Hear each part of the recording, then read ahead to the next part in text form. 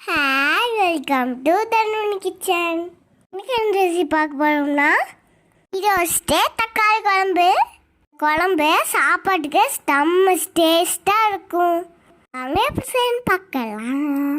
Mixie ஜாரில் 4 தக்காளி, பட்டை, கிராம்பு, சோம்பு, முந்திரி, தேங்காய், வரமிளகாய், புளி, கொஞ்சமாக வெங்காயம் இல்லை சேர்த்து அரைச்சி எடுத்துக்கோங்க.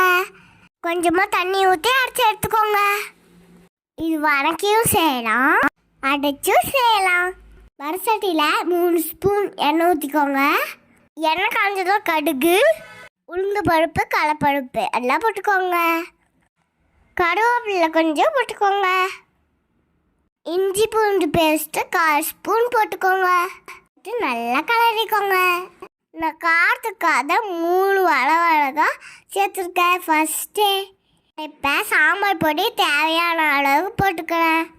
உங்களுக்கு காரம் பத்தலைன்னா நிறையா சேர்த்துக்கோங்க. இஞ்சி தூள் கொஞ்சம் போட்டுக்கோங்க. அடுப்பில் ஸ்டோவில் வச்சு நல்லா வதக்கிக்கோங்க.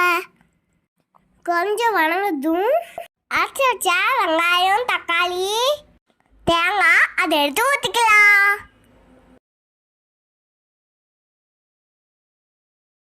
இந்த குழம்பு எங்கள் பாத்தா வச்சா செம்ம டேஸ்ட்டாக இருக்கும். எங்கள் அம்மா சொல்லியிருக்காங்க. குழம்பு நீங்களும் செஞ்சு பார்த்துட்டு மறக்காமல் கமெண்ட் பண்ணுங்க. ஓகேவா சிட்டீஸ்?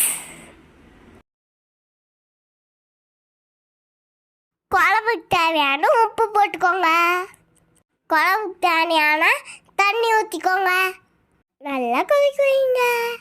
நல்லா கொதிச்சு பசை வரைச்சா போகணும். அவ்வளோதான், தக்காளி குழம்பு ரெடி. சாப்பாடு போட்டு குழம்பு ஊற்றி பிறந்து சாப்பிட்டோம்னா சும்மா அப்படி இருக்கும். எப்படி இருக்கும்? சும்மா அப்படி இருக்கும்.